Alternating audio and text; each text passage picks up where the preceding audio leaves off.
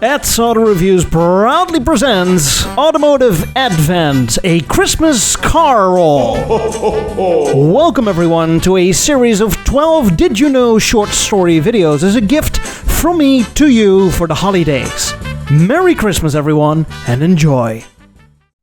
The Chevrolet Corvette is arguably the one and only sports car from the United States. Sure, there are others out there, but no sports car comes close to the image and longevity of the Corvette. The Corvette was born in the 1950s during the sports car craze and came in wearing a European coat, looking like an American interpretation of an Italian sports car. Over the years, the design changed according to the winds of styling, from chromed up in the late 50s to very crisp and sharp during the 1960s. By the start of the 70s, the Corvette fully embraced the Coke bottle styling, looking very lean and athletic. And they were fast. At first. As the 1970s progressed, the Corvette fell victim of safety, emission and fuel efficiency regulations, better known as the malaise era, and what a malaise it was.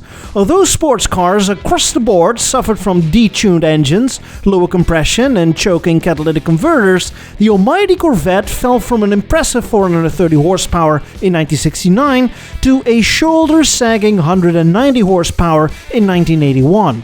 The styling of the car also stayed the same for over 14 years and was considered outdated by the start of the 80s.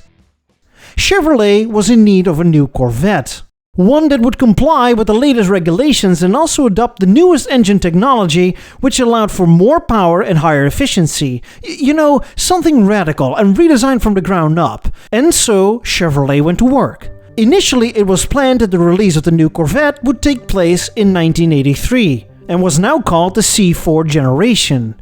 But these were the years when emission regulations would change almost every year and sometimes on the very last minute.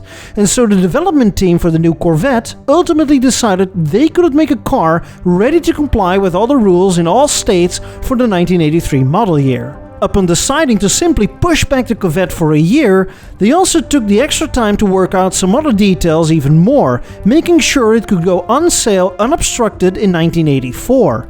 To put it simply, this was a gap year for the Corvette, much like how some other brands like to take some time off these days. And so 1983 marks the year without a Corvette. Or is it? No. My video title is wrong and therefore unapologetically clickbait. Fight me. Because as I said, the development team wasn't actually sitting still during that year.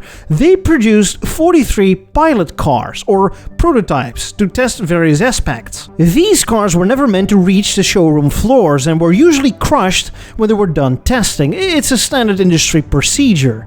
But of these 43 test cars, only one managed to magically escape the crusher. So there is in fact one 1983 Corvette out there, and you can see it in the National Corvette Museum in Kentucky. Interestingly enough, the car is plagued by its history, as Mother Nature herself wanted the car crushed due to a sinkhole accident in 2014, but barely missed. So the point still stands. There was no 1983 Corvette sold to the public, but there is one 1983 Corvette prototype. What is interesting, however, is that in March 1983, the sales of the 1984 Corvettes had begun. This is also a common industry practice, to sell cars designated for the next year, this year.